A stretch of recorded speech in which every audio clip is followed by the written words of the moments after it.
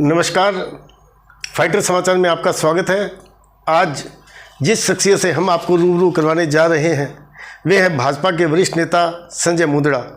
ये समाज सेवा के रूप में भी जाने जाते हैं।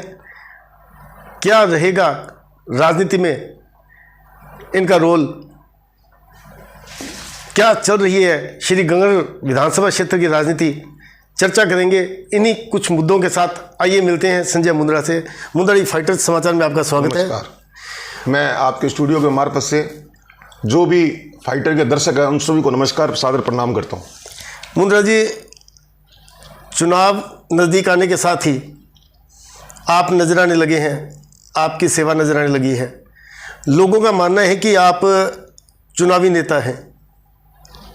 देखिए प्रिंस जी, ये तकलीफ उन लोगों को हो सकती है कि जिन लोगों को मैं लगने लग गया कि यार ये जो हमेशा समाज सेवा में रहता था और राजनीति में दिलचस्पी लड़ने की बजाय किसी का साथ देने की करता था। मेरी समाज सेवा अगर आपको इस समाज सेवा को अगर प्रारंभ करूं और गिनाना चाहूं तो मैं दावे से कह सकता हूं आपकी पैन की स्याही खत्म हो जाएगी। एक बात। दूसरी बात, ये जो मेरे कुछ विरोधी हैं ये बात वो कह सकते हैं कि इनकी समाज सेवा अभी प्रारंभ हुई है। मेरा समाज सेवा का इतिहास 30 वर्षों का है और मैं अगर आपको मेरी समाज सेवा की उपलब्धियां बताने लगूं तो हो सकता है लोगों को भी ना पता हो, मतलब जनता को भी ना पता हो, क्योंकि मैंने कुछ कार्य ऐसे किए हैं कि मैंने इतने बड़े कार्य करा के भी मेरी नेम प्लेट नहीं लगने दी, मतलब आप समझ लो। और मैं गंगानगर शहर तक सीमित नहीं हूं समाज सेवा में। आप यहां से जब जयपुर की तरफ प्रस्थान करोगे तो आपको फक्र होगा कि गंगानगर का एक लड़का, जो आप जितनी रास्ते में गौशालाओं को देखोगे तो आपको एक सम्मान प्रतीक होगा कि यार मतलब हर जगह इस व्यक्ति का परिचय है। आज आप पल्लू जाएंगे तो पल्लू में जाएंगे, मेरे को विरासत में नहीं मिली है समाज सेवा, पहले तो आप ये समझ लो। विरासत में मेरे को मिला आशीर्वाद। हमने जो भी अर्जित किया है हमने अपने दम पर और अपनी कमाई की है। माँ बाप से हमें अरबों खरबों का अनमोल आशीर्वाद मिला है। और आज के परिप्रेक्ष्य में हमने खुद कमाकर और जनता के बीच में हम गए हैं तो ये हमारे संस्कार हमें लेके गए हैं। आप यहां से चलोगे पल्लू तो आपको पल्लू में एक ऐसा भव्य भवन दिखेगा जो मेरी माता जी के नाम से मैंने निर्माण कराया धर्मशाला के रूप में। उसके आगे चलोगे आप गोगासर गौशाला में जो कि रतनगढ़ तहसील में आती है। फिर आप चलोगे गोविंदगढ़ जयपुर के पास। गोविंदगढ़ के अंदर मैंने एक ऐसी गौशाला बनाई है जिसके अंदर आप ये समझ लो सिर्फ एक्सीडेंटल पशु जो होते हैं उनको लिया जाता है। उसके लिए मैंने वहां पे वैन डाली है। वो मेरी गंगानगर विधानसभा क्षेत्र में नहीं आती। और नाम मुझे अगर भविष्य में मान लो अगर आप कह रहे हो मैं चुनाव भी लड़ना चाहूं तो वहां के लोग मेरे को यहाँ के मत नहीं देंगे। मेरा सच्ची सामाजिकता का परिचय है। और मैं आपको बात सेवा की करें संजय जी, आपके अनुसार कि इतनी समाज सेवा के काम है कि लिखने बैठ जाए तो पैन की स्याही कम पड़ जाएगी। निश्चित तौर पर निश्चित। एक यहाँ कैंसर वैन शुरू हुई थी। हाँ, वो भाजपा नेता के एक ट्रस्ट के द्वारा शुरू की गई थी, उसमें आपकी भूमिका थी। देखिए मेरा काम था सेवा करना। ये जो कैंसर वैन शुरू हुई थी ये सन 2013 या 14 की बात है, जब परम आदरणीय महेश जी पेड़ीवाल जब कैंसर वैन का उन्होंने मेरे आगे जिक्र किया और उन्होंने बोला यार ये कैंसर वैन डाल रहे हो जिसकी लागत मेरे हिसाब से, मुझे याद नहीं है पूरा, अनुमानित राशि मैं कह सकता हूँ करीबन 65 लाख रुपये करीब एक अनुमानित राशि थी। तो उन्होंने मेरे को बोला गया भाई ऐसे ऐसे हम यार तेरे से सहयोग की अपेक्षा करते हैं। तो मैंने कहा कोई दिक्कत नहीं है, आप मेरे से जो सहयोग की अपेक्षा करते हो मैं वो सहयोग करने को तैयार हूं। तो मैंने उस समय उनको 15,11,000 रुपये उस कैंसर वैन को दिए। 2014 में अगर देखो किसी भी मुद्रा का मिलान अगर होता है ना तो गोल्ड से होता है। आप 2014 के गोल्ड का प्राइस निकालो, 2014 के गोल्ड का प्राइस और आज 2022 का गोल्ड का प्राइस निकालो। आप उस 15,11,000 को आज की कैलकुलेशन पे आप लेके जाओ तो आप समझ लो हमारा कितना बड़ा सहयोग था। पर हमने उनसे एक बात पहले की थी, मैंने कहा महेश जी इस पे आप बालाजी की तस्वीर लगाओगे, मेरे पास बालाजी का फंड पड़ा है। क्या है कि हम जो सनातनी लोग हैं हमारे साथ एक बहुत अच्छी चीज जुड़ी हुई है कि हम अपने व्यापार में से देवी देवताओं के नाम से, चाहे वो गौ माता है, चाहे वो बालाजी है, या हमारी इष्ट कुल देवी जैसे ब्रह्मणी माता है, हम उनके लिए वो फंड निकालते हैं क्योंकि हमें ऐसा लगता है कि उनकी वजह से हम हैं। तो मेरे पास बालाजी का फंड पड़ा था, बालाजी का खुद का फंड पड़ा था, मेरे व्यापार से निकला हुआ, वो मेरे पार्टनर है व्यापार में। तो मैंने कहा जी आप मेरी पहली शर्त ये है कि उसके ऊपर आप बालाजी की तस्वीर लगाओगे। और उन्होंने लगाई भी। और आज वो कैंसर वैन है, मैं आज आपको बताऊं वो इतना, आप ये देखो मतलब राजस्थान में क्यों हिंदुस्तान के अंदर उस वैन को जगह जगह मंगाया जा रहा है। पहले वो पंजाब में भगवंत मान जी के लिए भी गई, फिर आज राजस्थान के बहुत से हिस्सों के अंदर वो बहन जाती है। तो मुझे बड़ा गर्व महसूस होता है कि महेश जी जो ये सेवा दे रहे हैं जगह जगह, ये एक अच्छी बात है और इसकी आशीष हमें भी कहीं ना कहीं मिलती है। आप भाजपा से कब से जुड़े हैं? भाजपा से मैं कब से जुड़ा हूं? भाजपा का परचम लहराने के अंदर सबसे अहम भूमिका मेरी है। गंगानगर में भाजपा को स्थापित करने में सबसे अहम भूमिका मेरी है। ये मैं नहीं कह रहा हूं, ये 2003 के अंदर सुरेंद्र सिंह राठौड़ ने 30,000 की भीड़ में ये बात कही थी। 2003 में यहां पे भाजपा का बीज, सबसे पहले जो बीज था वो वृक्ष के रूप में आया और सार्वजनिक रूप में सुरेंद्र सिंह राठौड़ ने कही थी कि जब महाराणा प्रताप जब जंगलों में अपना वो दिन निकाल रहा था और एक बिल बेवड़ा उसकी वो घास की रोटी भी लेकर चल गया, तो एक भामाशाह आया और उस भामाशाह ने उसको वापस मैदान में उतारा। तो उस व्यक्ति ने मेरा नाम उस समय लिया था कि आज अगर उस मुकाम पे जा रहा हूं तो इस मुकाम पे जाने के लिए भामाशाह संजय मुंदड़ा है। तो एक तरह से मुझे बड़ा गर्व है ये कहने में, अगर भाजपा का कमल अगर खिलाने का सर्वप्रथम किसी ने काम किया तो सुरेंद्र राठौड़ के रूप में संजय मुंदड़ा ने किया। नहीं, आप कब से जुड़े हैं? मैं उनके साथ जुड़ा हूं। नहीं, कब से? मैं किस सन से जुड़े? मैं सन 99 के अंदर एक्टिव पॉलिटिक्स में आया। एक्टिव पॉलिटिक्स में जब मैं आया तो मैं सुरेंद्र राठौड़ जी के नजदीक आया और वहीं से मेरा भाजपा को जुड़ा हुआ। नहीं, भाजपा से 99 से जुड़े हैं? बिल्कुल। अब तक भाजपा से जुड़े हुए हैं जी। इस दौरान दूसरी किस्ती में कितनी बार सवार हुए आप? किस्ती में नहीं हुआ, देखो परिस्थितियां बनी, मैं आपको बताता हूं, आप समझ लो। पहले आप कामनी के चुनाव में थे, निश्चित तौर पर। उसके बाद पिछले चुनाव में आप इनके अशोक चांडक के साथ थे। बिल्कुल थे, बिल्कुल थे। अब आप इसकी परिस्थिति समझ लो। परिस्थिति क्या थी कि चांडक जी हम क्या हुआ, जब पार्टी ने देखो पहले डंडा फिर झंडा फिर टोपी, मैं 3 चीज के बाद ये चौथी बात पूछता हूं, ये 3 चीज परिवर्तन कर लो पर नीचे की खोपड़ी का विचार कैसे चेंज करोगे? मैं ये कहना चाहता हूं, पार्टी ने राधे श्याम जी को टिकट दी। आप सुन, कौन से सन की बात करते हैं? भाजपा की, मैं 2008 की। 2008 में कांग्रेस से सीधा राधे श्याम जी को बीजेपी में ला दिया। तब मैंने हमारे वरिष्ठ नेताओं को कहा, मैं को साहब डंडा झंडा टोपी ये 3 चीज तो ठीक है, नीचे की खोपड़ी में जो विचार है वो कैसे बदलोगे? ये कांग्रेस के विचार निकल नहीं पाएंगे। पर हमारे वरिष्ठ नेताओं ने कहा आप इस बात को स्वीकार करो, आप राधे श्याम जी का साथ दो और राधे श्याम जी का साथ देकर आप इसको विजय बना के लाओ, ये आपका कर्तव्य बनता है। हम लोग जैसे एक छोटे सिपाही थे, हमने कहा चलो इस आदेश की हम पालना करेंगे। हुआ क्या, हमने राधे श्याम जी की मदद की, राधे श्याम जी पार्टी बदल कर आए और आप ये देखो गोड साहब यहां से कांग्रेस के प्रत्याशी थे और सरकार आती है कांग्रेस की, उसके बावजूद राधे श्याम जी को 11,000 से अधिक मतों से जिताकर हमने विधानसभा में भेजा बीजेपी का मतलब कैंडिडेट बनाकर। हुआ क्या, राधे श्याम जी की वो जो सोच थी, मेरे आदरणीय है, सब कुछ है, मेरा प्रेम उनसे वो एक अलग बात है, पर वो बीजेपी को डाइजेस्ट कर ही नहीं पाए, बीजेपी के कार्यकर्ताओं को डाइजेस्ट नहीं कर पाए।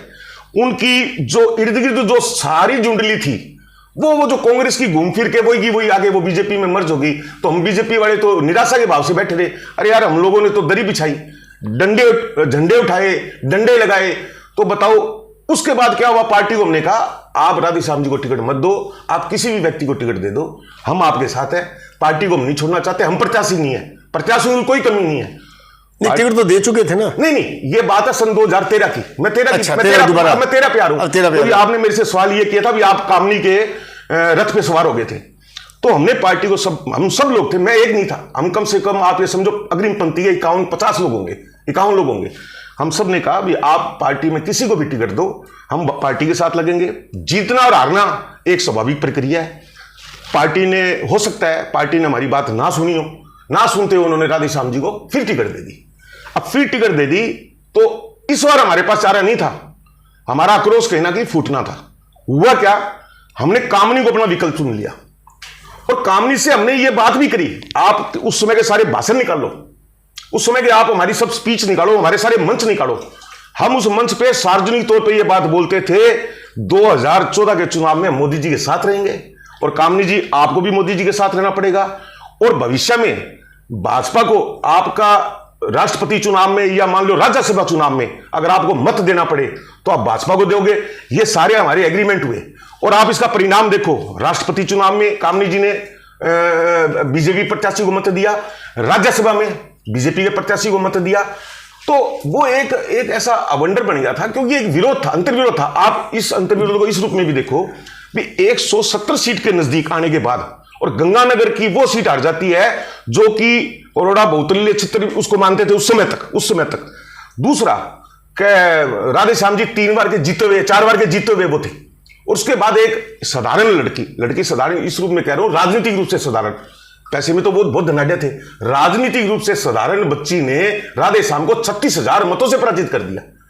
तो ये एक आम जनता की भी तो भावना हमारे साथ आएगी ना। आप भी तो खुद टिकट के दावेदार थे।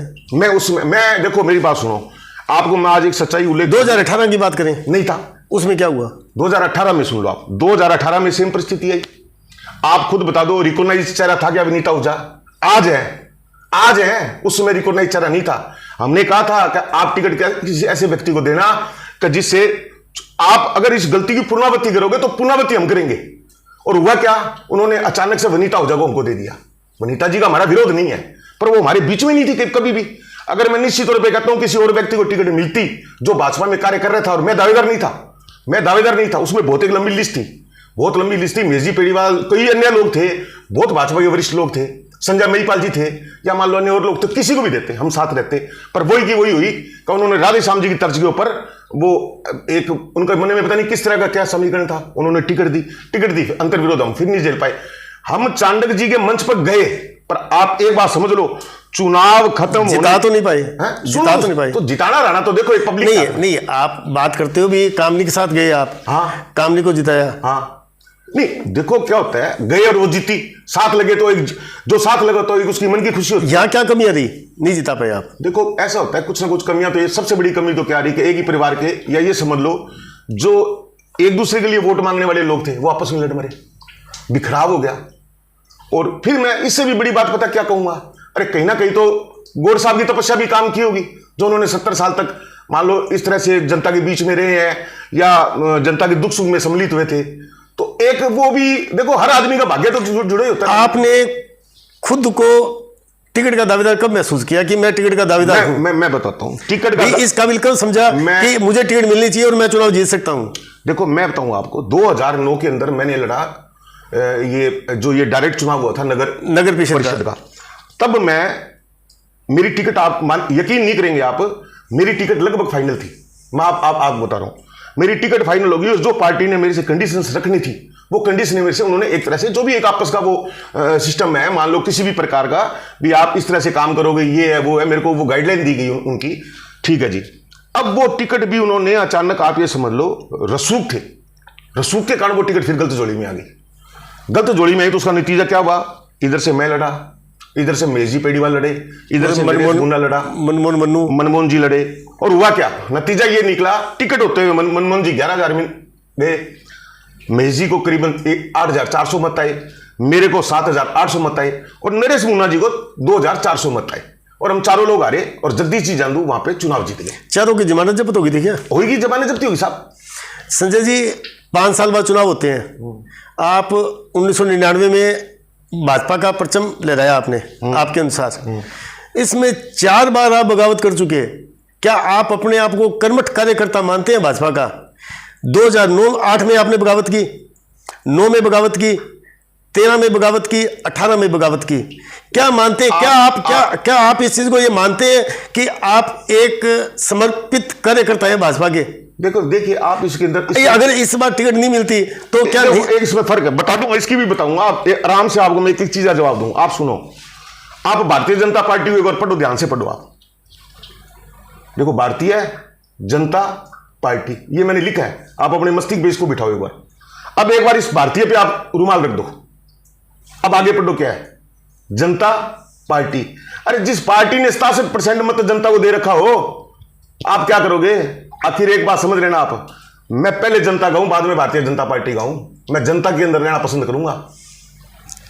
आप समझो, हम जनता के वो हैं, हम जनता के बीच में रहते। लेकिन जनता ने तो शिकस्त दी आपको, मैं मानता हूं इस बात का। तो नहीं, दोनों में पार्टी, मेरी बात सुनो, ये पार्टी नहीं, ये बात संजय जी, पार्टी देखो, भारतीय जनता पार्टी, भारतीय पे बड़े पर्दा रख दिया आप कह रहे हो। नहीं, मैं कह रहा हूं मेरी पार्टी ने 67% स्थान जनता पार्टी को, मैं कह रहा हूं आप भी तो ये मानते हो ना, आपने कहा जनता पार्टी में जनता को स्थान देता मैं मान रहा हूं, तो जनता ने तो शिकस्त दे दी आपको। अब आप इस बात को ऐसे लो, जनता को हम क्या कहते हैं, चुनाव में जाते हैं भगवान मानते हैं, भगवान। आप एक बात हो, एक आदमी रोज मंदिर जाता है और भगवान से कोई मनोकामना करता है, या भगवान से कुछ वो रोज कोई ना कोई अपनी एक झोली फैलाता है किसी भी रूप में जाके का भगवान अगर मेरी पूजा से संतुष्ट है तो तू मेरे को ये वरदान दे या मेरे को मेरी इच्छा पूर्ण कर, तो मेरी कमी रही होगी ना। तो क्या भगवान आपकी पूजा से संतुष्ट नहीं थे उस वक्त? नहीं होंगे, कोई ना कोई कमी रही होगी। तो मैं अगेन एंड अगेन प्रयास करूंगा। इब्राहिम लिंकन की कहानी पढ़ चुका हूं साहब, एक बात समझ लेना, 17 चुनाव हार के भी वो राष्ट्रपति बना था अमेरिका का। मैं उस कहानी को पढ़ चुका हूं। मैं निराशावादी आदमी नहीं हूं, आशावादी आदमी हूं। मुझे सफलता आप पार्टी से पहले आप जनता के हैं 100%। मतलब अगर अब पार्टी टिकट नहीं देती आपको हाँ। तो फिर बगावत करोगे आप? बगावत की बात नहीं है, जनता के बीच में जाऊंगा, जनता क्या कहती है। आप क्या बात करते हो? कुछ बातें आज हम कर बैठे, जिंदगी में भविष्य का वादा कभी नहीं किया जा सकता। मैं आज आपको बता दूं, पार्टी में टिकट के दावेदार 1 दर्जन से अधिक है ना? बिल्कुल है। टिकट पार्टी एक को देगी। ये जरूरी नहीं कि हम जिससे सहमत हो पार्टी उसको टिकट दे। मैं अब ये आपने बहुत अच्छा सवाल किया है। देखो 100% कोशिश ये रहेगी कि जो मूल काम कर रहा है, आप इसकी एक लंबी लिस्ट है, मैं आपको नाम गिना दूंगा, तो उसकी एक लंबी लिस्ट है जो सक्रिय है, जो काम कर रहे हैं। उसमें वनीता ओझा जी भी है, आप समझ लो, उसमें वनीता ओझा जी है, जयदीप जी बयानी जी भी है, महेश जी पेड़ीवाल जी भी है, संजय महिपाल जी भी है, लक्की दावड़ा जी भी है, लोकेश मंतंजर भी। मतलब आप मैं किसी का नाम अगर त्रुटि बस लेने से रह भी गया, इन सब के बीच आप खुद की स्थिति क्या मानते हैं? देखो मैं ये मानता हूं कि अगर ये 7 है तो एक 8वां मैं भी हूं। पर मैं ये कहना चाह रहा हूं, अगर पार्टी जो धरातल के ऊपर अभी से काम कर रहा है भारतीय जनता पार्टी के लिए, उनमें से किसी को भी टिकट देती है। मेरा सवाल ये है कि जो आपने नाम गिनाए, हाँ। इनमें से आप खुद को कितना मानते हैं? देखो मैं किस स्तर पर मानते हैं? यहां मार्किंग में अपनी खुद नहीं कर सकता। देखिए नहीं, आप खुद की जजमेंट मैं कर करते नहीं हो ना सकता कि आज मेरे कंपटीटर ये हैं तो मेरी स्थिति क्या है? Competitor नहीं है। स्थिति का देखो, स्थिति का अभी आंकलन, फर्क आ गया। स्थिति का आंकलन तो मैं बताऊं इसमें फर्क है। देखो प्रिंस जी, इस बात में बहुत फर्क है। कंपटीटर मत को नहीं, स्थिति का आंकलन तो हम करेंगे सब ना। लोग एक हैं। मेरी बात सुनो, और भी कोई 2-3 मैं जिसका नाम लेना अगर भूलवंश रह गया हूं, माफी चाहूंगा। देखो हम सब एक हैं, ठीक है। अदर टाक भी है। आप में टॉक साहब का नाम लेना भूल गया, माफी चाहता हूं। और भी मेरे से अगर भूलवर्ष मतलब किसी का कह रह जाता है कई बार। देखो सब लोग प्रयासरत हैं, हम लोग एक प्रयास अपना अपना कर दें, ठीक है। अपने अपने स्तर पे हम समाज सेवा या कुछ भी समझ लो, एजिटेशन या मान लो विपक्ष की भूमिका हमें किस रूप में निभानी चाहिए, सत्ता पक्ष के जो गलत सिस्टम है उसके ऊपर कैसे प्रहार करना चाहिए, हम सब लोग कर रहे हैं, ठीक है। अब रही बात चुनाव की, तो निश्चित तौर पे जब ऐसे किसी मूल आदमी को टिकट दी जाएगी तो ये, अगर हम वाकई आपकी बात सही है कि रोज रोज हम चुनाव मैदान में नहीं आ सकते।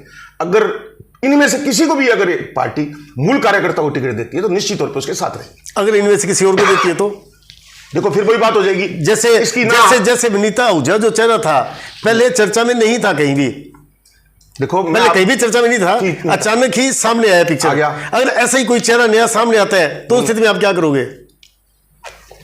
ये एक भविष्य की बात होगी साहब, इसके लिए आज ही मैं आपको कुछ कह बैठूं, ये मेरे लिए खुद की योजना होती है कि पूर्व में तो 2 बात, भारतीय जनता पार्टी, जनता पार्टी। क्या होता है फिर ये सब जो मूल कार्यकर्ता है वो सब लोग इकट्ठा सामूहिक फैसला लेते हैं। आपको मालूम नहीं, आज तक कभी नहीं हुआ सामूहिक फैसला। तो हुआ, मैं बताता हूँ, कामनी के टाइम हुआ। आप समझ लो, मैं बताता हूँ, पिछली बार जो आप मेरे पे जो आपने आरोप लगाया है कि आप अशोक चांडक जी के साथ थे। अब आपको मैं एक बात कहूं, आप भी इस बात को ईश्वर को साक्षी मान के कहना, जो पिछली बार भाजपा का एक कार्यकर्ता जो 80% कार्यकर्ता थे वो या तो जयदीप जी के साथ थे या चांडक जी के साथ थे या गौड़ साहब के साथ थे या नहीं थे। नाम लेने की मेरे को कहीं किसी की आवश्यकता नहीं है। और आज वापस वो सब लोग पार्टी में है और उन्हीं में से वनीता जी को छोड़कर आप ये समझ लेना 50-60% लोग उन्हीं में से टिकट के दावे। मतलब आपका ये मानना है कि वनीता ओझा को उनको हराने में भाजपाइयों की महत्वपूर्ण भूमिका रही? वो सब बिखर गए थे ना, उन्होंने डाइजेस्ट नहीं कर पाए। मेरा सवाल ये है कि देखो भूमिका क्या होती है कि अगर कोई आपने पैराशूटेड किसी को उतार दिया, हराने में भाजपा की महत्वपूर्ण भूमिका थी। देखो महत्वपूर्ण भूमिका इस रूप में बनती है भाई साहब, आप समझ लो कार्यकर्ताओं के बगैर तो मैं ये मानता हूं कोई भी कितना बड़ा व्यक्ति विशेष हो वो जीत नहीं सकता। आप लिख लो इस बात को, चाहे कितनी बड़ी लहर हो। अब आपका रोल क्या रहेगा अगर मान लो इनमें टिकट किसी को नहीं मिलती है तो क्या रोल रहेगा आपका? इनमें से किसी को नहीं मिलती है तो फिर मेरे को मिलने जा रही है। आप भी तो शामिल हो इसके अंदर, मतलब इनमें से किसी नहीं सभी को टिकट नहीं मिलती है और नया चेहरा आता है सामने तो क्या रहेगा रोल? कौन नया चेहरा बताओ आप? नहीं, नया चेहरा कोई भी आता है, पहले भी नहीं पता था। मेरे को नहीं लगता इस बार पुनरावृत्ति ऐसी मतलब भारतीय जनता अगर होती है तो बगावत का बिल्कुल फिर भी जाओगे। देखो अगर में जाएंगे ना तो फिर हमें भी आप अगर में ले लो, फिर अगर में देखेंगे। फिर उस समय तो कुछ भी हो सकता है, और उस समय का निर्णय मैं आज ही आपको बता दूं ये मेरे लिए संभव भी नहीं है, क्योंकि ये कुछ बातें भविष्य के लिए छोड़ देनी चाहिए। आपको नहीं लगता कि पिछले जो 3 चुनाव हुए हैं, हाँ। तीनों चुनावों में भाजपा को हराने में भाजपाइयों ने ही भूमिका निभाई है? नहीं, ऐसा नहीं है। देखो आप, इसमें क्या होता है, हर बात कई बार क्या होता है, जो पार्टी हर बात स्वीकार कामनी के टाइम में देख लो, चाहे ये अशोक चांडी जी के टाइम में देख लो। हाँ, नहीं तो फिर मैं आपको कह रहा हूं ना कि अगर पार्टी का निर्णय गलत हो जाएगा तो आप ये मान के चलना। देखो, गंगानगर की जनता, आप समझो, मैं आपको एक बात बताता हूं, भैरव सिंह जी शेखावत सीएम चेहरा थे, चेहरा थे, गंगानगर आए, मेरी उम्र शायद उस समय 20-21 साल होगी, और ये जितने भी लोग हैं ये वरिष्ठ थे मेरे सामने। अब आप देखो, भैरव सिंह जी जैसी शख्सियत को 19,000 वोटों में इन्होंने यहां से विदा कर दिया। मतलब एक सम्मानजनक स्थिति में करते तो भी अच्छा लगता, और वो वहां पे जाके सीएम बने। और सुरेंद्र सिंह जी राठौड़, आप समझना बात को ध्यान से, सुरेंद्र सिंह जी राठौड़ मतलब उस चुनाव के अंदर 29,000 वोट लिखे गए, आप समझना। उसके बाद वही सुरेंद्र सिंह जी राठौड़ भाजपा से प्रत्याशी बनकर चुनाव जीत कर गए। नहीं तो आप एक चीज देखो, एक इतने बड़े आदमी से जो सीएम फेस ही नहीं था, हिंदुस्तान की भाजपा का एक केंद्र बिंदु था। अगर हिंदुस्तान की भाजपा के अगर पहले 4 आदमियों का सिमरन किया जाता था, नाम लिया जाता है, अटल जी, आडवाणी जी, भैरव सिंह जी शेखावत, मनोहर लाल जी, जो मतलब इस तरह के जितने 3-4-5 नाम है, जसवंत सिंह जी, उसमें भैरव सिंह जी एक थे। ऐसे आदमी को पटनी देके और भाजपा ने स्वीकार की गलती कि सुरेंद्र सिंह जी को टिकट नाम देना हमारी सबसे बड़ी भूल थी, और उन्होंने सुरेंद्र सिंह जी राठौड़, आपको एक बात बता दूं मैं, पहला कैंडिडेट होगा राजस्थान का जो टिकट लेने के लिए नहीं गया। आप मान सकते हैं इस बात का? मैं उस बात का साक्ष्य हूं। ललित किशोर जी चतुर्वेदी उस समय के प्रदेशाध्यक्ष थे, और ललित किशोर जी का फोन आया कि सुरेंद्र सिंह जी, भाजपा ने इस बार आपको गंगानगर से कैंडिडेट बनाया, और वो कैंडिडेट बने। आज मुंद्रा जी, आज गंगानगर की स्थिति क्या मानते हैं आप? आज गंगानगर की स्थिति क्या है? देखो, गंगानगर की स्थिति, आप एक बात समझ लेना, गंगानगर की स्थिति प्रदेश से अलग नहीं हो सकती। ये क्या है कि ये सरकार जो पिछले 5 वर्षों में, जो ये 4 वर्षों में सरकार चली है, ये 2 भागों में विभाजित हो गई। इसका सीधा असर गंगानगर में देखने को मिल रहा है। एक तरफ गहलोत गुट है, एक तरफ पायलट गुट है, जिसकी जहां जिस तरह की नकेल कसी जा सकती है उस तरह का काम यहां पे हो रहा है। तो हुआ क्या, अल्टीमेटली क्या हुआ, इन 2 पार्टों में जनता पिसनी थी। 2 पार्टों में तो पिसने के अलावा कोई काम नहीं हो सकता। ये तो है नहीं 2 पार्टों के अंदर कोई चीज उभर के आती है। 2 पार्टों में तो हमेशा आदमी को पिसना ही पड़ता है। तो यहां की जनता को पिसना था, यहां की जनता को कष्ट उठाना था। गंगानगर में 2 पार्ट कौन से हैं? 2 पार्ट कौन से हैं? गौड़ साहब और चांडक जी। और कौन हो सकता? हम तो हो नहीं सकते, हम तो बीजेपी के आदमी विपक्ष में बैठे।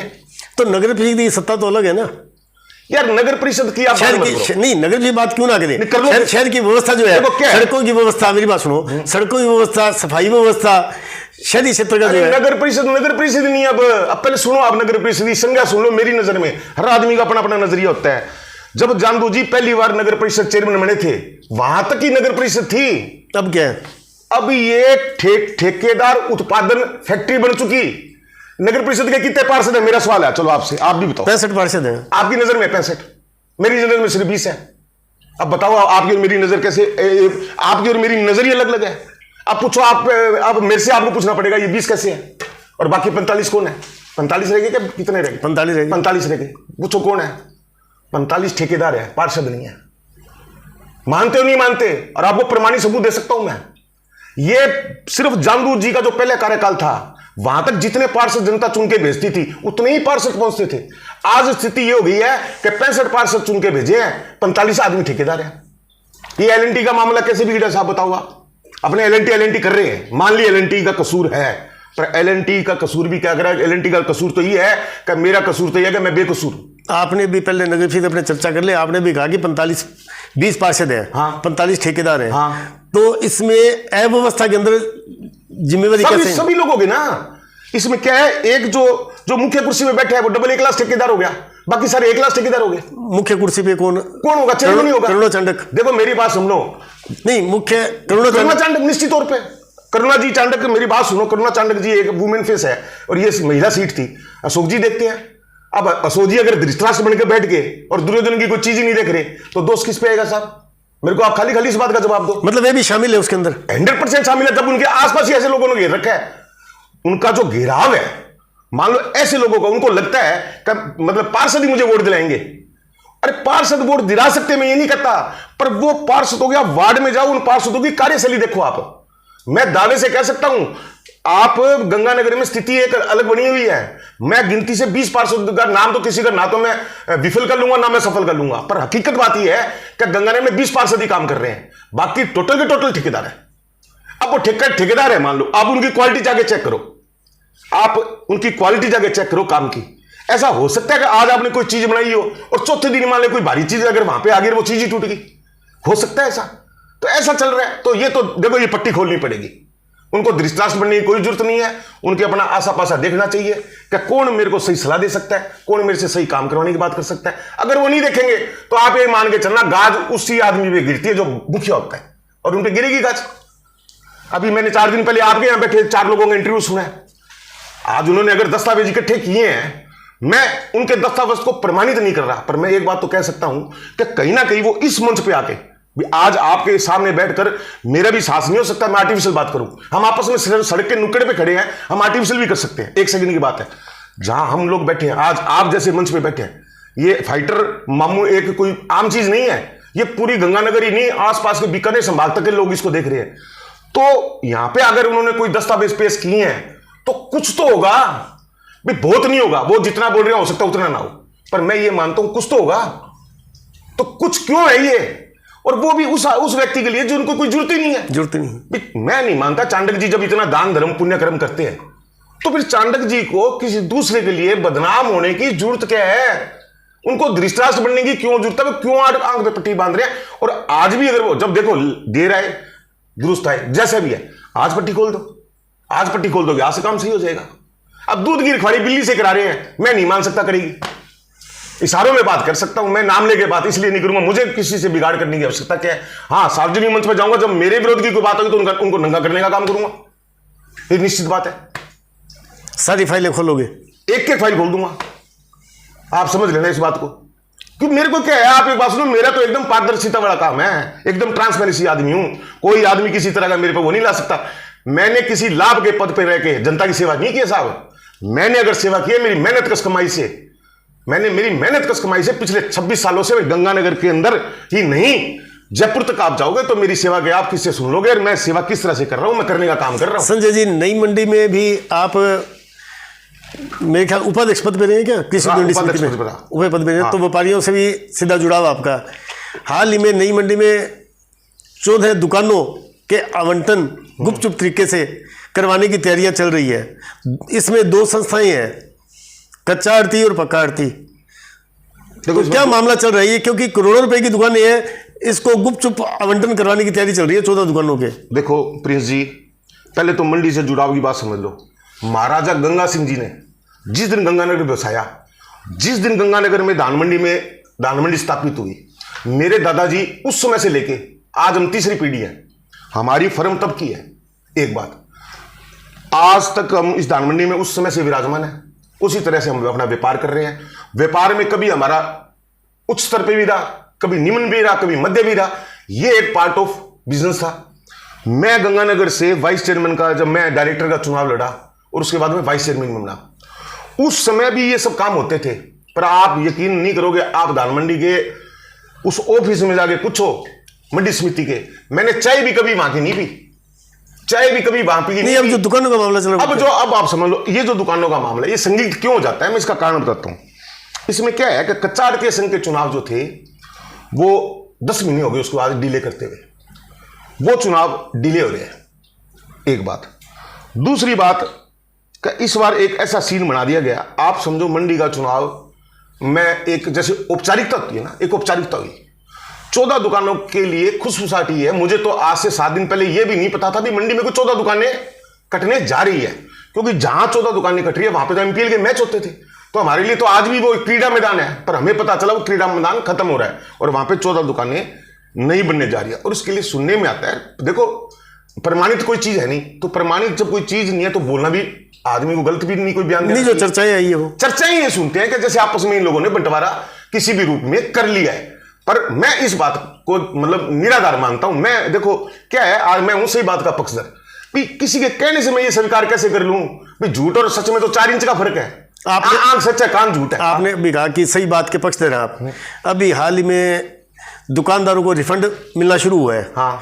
इस रिफंड के लिए हाँ। चर्चाएं हैं कि रिश्वत की मोटी रकम दी गई है और प्रत्येक दुकानदार जिनका रिफंड बाकी था उनसे 1-1 लाख रुपए इकट्ठे किए गए हैं। आप सच्चाई की बात करते हैं तो इस बात में कितनी सच्चाई बोलेंगे आप? इस बारे में मैं एकदम एक सिंपल बात कहूंगा, इस बारे में अधिक बोलने की जरूरत नहीं है कि इसके अंदर इतना ही हुआ कि गुब्बारा बेचने वाला भी खुश था और गुब्बारा लेने वाला भी खुश था।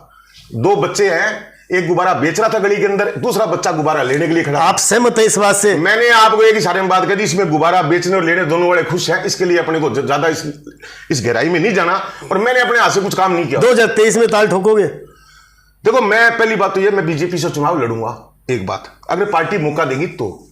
दूसरी बात ये है प्रिंस साहब कि अगर पार्टी मूल रूप से किसी भी व्यक्ति को, जो आज हमारे बीच में पिछले काफी समय से बीजेपी विचारधारा के लिए बात कर रहे हैं, काम कर रहे हैं, कोई भी लड़ेगा 100% उसकी मदद करेंगे, 100%। पैराशूटेड कोई होगा, 100% चुनाव लड़ूंगा, 100% चुनाव लड़ूंगा। वोट चाहे मेरे को 2 मिले, एक अपना और एक धर्मपत्नी का, फिर भी चुनाव लड़ूंगा। धन्यवाद संजय जी। नमस्कार। अभी हम बातचीत कर रहे थे भाजपा के वरिष्ठ नेता संजय मुंदड़ा से। आगामी किसी शख्सियत से मुलाकात के लिए फिर मिलेंगे, तब तक के लिए नमस्ते। ओके संजय जी।